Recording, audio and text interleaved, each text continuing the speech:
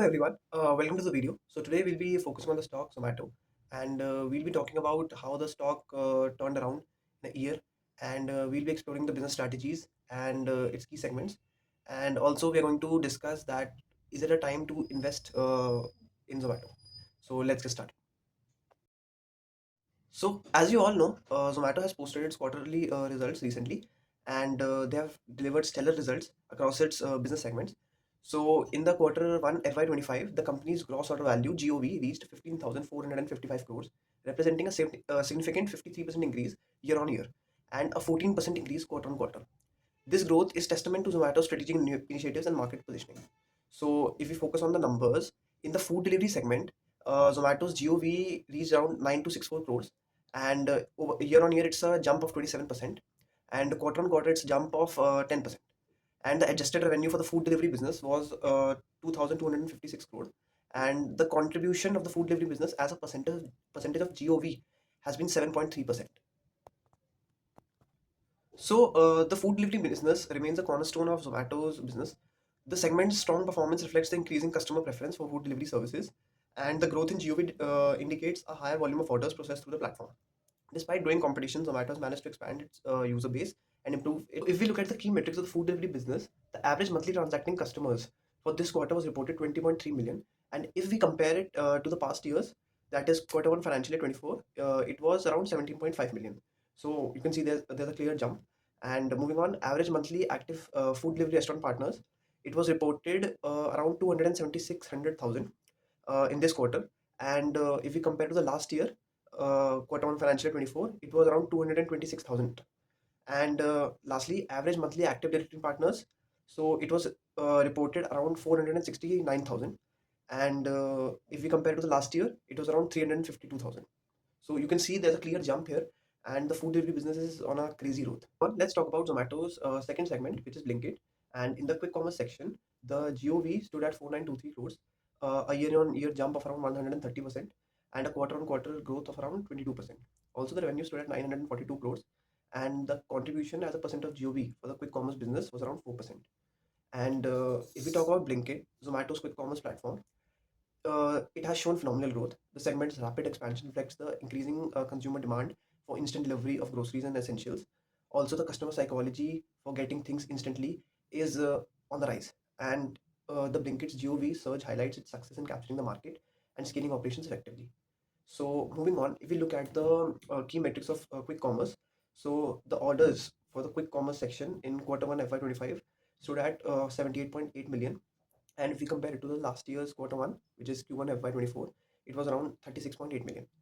So moving on, average order value, which was reported around 625 rupees. And if we compare it to the last year, it was around 582. And average monthly transacting customers, it stood at around 7.6 million. And the last year, it was around 3.9 million. And also the average monthly active riders. So the average monthly active riders for this quarter stood at 105,000, and if we look at last year, it was around 46,000. Also, the average GOV per day per store, so it was around 9,56,000, and in the last year quarter one, it was around 6,20,000. And lastly, stores at the end of the period, the stores at the end of the period of quarter one financial year 25, it was around 639, and last year it was 383. So you can clearly see that Blinkit is on a crazy growth, and they're expanding very aggressively. So and also they have shown phenomenal growth. So let's talk about the plans and growth strategies for quick commerce. So Zomato plans to expand Blinkit to 2,000 stores by 2026, focusing initially on major cities. Albinder Dinsa, the head of Blinkit, emphasized that the average GOV throughout per store has grown significantly from about 6 lakhs per day per store at 383 stores a year ago to about 10 lakhs at 639 stores today. For the top 50 stores, this number is around 18 lakh per day per store. And Albinder believes that most stores are currently underutilized, suggesting that GOV per day per store should continue increasing even as the store count grows. Further, Blinkit has significantly expanded its product assortment, and the average selection available to customers has increased 4 to 5 times over the last 8 quarters, with up to 25,000 unique SKUs available in some locations. This expansion includes non-traditional grocery segments like electronics, beauty and makeup, pet care, toys and games, and they plan to continue investing in newer categories. Also, Zomato's quick commerce strategies also capturing share for next day delivery, e-commerce, and mid-premium range modern retail, especially in large cities. The platform offers a wide assortment of premium items with the convenience of quick delivery, positioning it as a competitive alternative. Also, you must have seen that Blinkit is now delivering PS5. Like you can get a PS5 in just 10 minutes at your home. So they're very creative in their approach, and I think Zomato is going to be the next multi-bagger in the Indian market. Let's talk about Zomato's third segment, which is Hyperpure. So if you look at the Hyperpure's revenue, it stood around 1,200 crores, representing a growth of 96% year on year and a growth of 27% quarter on quarter. So Hyperpure, Zomato's B2B ingredient supply business, has been a significant revenue driver. Its growth reflects the increasing demand for high quality ingredients in the food service industry. Business, which is Zomato's last segment, its GOV stood at around 1,268 crore and the revenue stood at 95 crore, and the adjusted EBITDA stood at 10 crore, and the adjusted EBITDA as a percentage of GOV remained at around 1%. So, Zomato's going out business, including dining out or sport ticketing and live performances, has been profitable with a run rate of around $500 million plus annualized GOV. Zomato sees an opportunity to expand further. They plan to integrate these services into a new app called District, which aims to be a one stop destination for all going out needs. This could become Zomato's third large B2C business alongside food delivery and Blinkit. So these were the stellar results of Zomato, which was announced recently. Now let's talk about some tailwinds and headwinds of the company. So let's talk about the tailwinds first. The first tailwind is the growing demand. Increasing consumer preferences for convenience and instant delivery services is a major tailwind. The rise in online food ordering and quick commerce has positively impacted Zomato's growth. And the second, the innovative strategies used by Zomato. Zomato's investment in technology and operational efficiency has improved its service delivery and customer experience. Also, their marketing is very good, and they are soon. Talking about the headwinds, first headwind could be competition. Intense competition in both food delivery business and quick commerce sectors poses a challenge. Competitors are investing heavily in marketing and subsidies, which could impact Zomato's market share.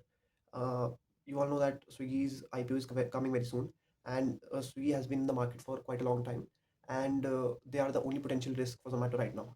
And if we talk about the quick commerce section, Zepto and Swiggy Instamart are a real risk to Zomato's Blinkit. So the main thing which could kill Zomato is the increasing competition in this space. Secondly, the regulatory changes.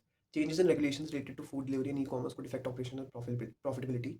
So these could be the headwinds, but I think Zomato would surpass them, and I think Zomato would come up as a winner in the industry.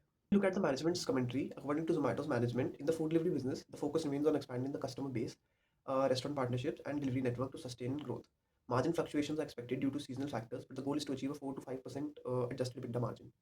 Secondly, in the Blinkit space, competitive intensity remains high, but Blinkit's emphasis on quality and reliability continues to drive growth. The goal is to maintain growth while scaling operations efficiently. And moving on in the Hyperpure section, continued expansion, operational improvements are expected to drive further revenue growth and enhanced profitability.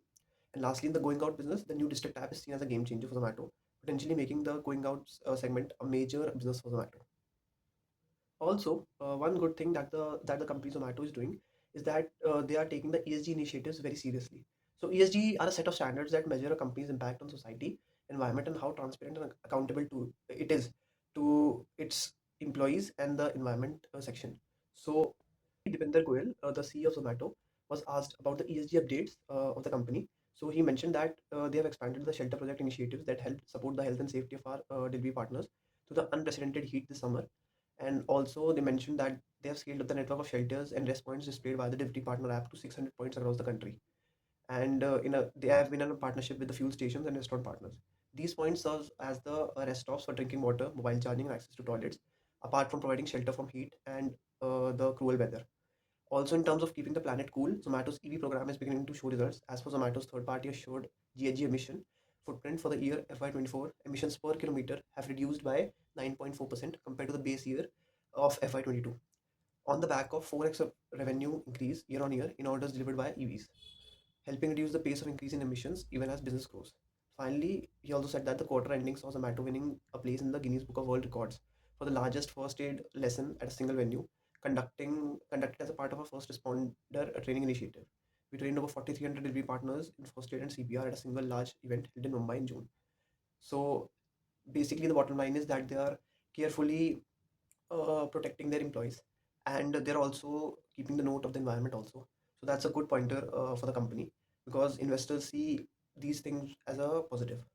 So moving on, to conclude the video, Zomato's quarterly results showcase a strong performance across its key business segments, and the company's innovative strategies, rapid expansion, and focus on operational efficiency have contributed to its remarkable turnaround. With significant growth in GOV and revenue across food delivery, quick commerce, and hyperpure, Zomato is well positioned for continued success.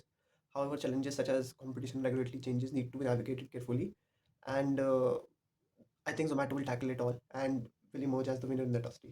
So if you are considering investing in Zomato, I think you can invest a bit right now. I myself have invested in Zomato, and I have always believed in the stock. So basically, this company would be a multi-bagger. 5 years down the line, it will give multi-bagger returns for sure. So you can consider investing it. And thank you for joining and watching the video. Stay tuned for more updates. And thank you.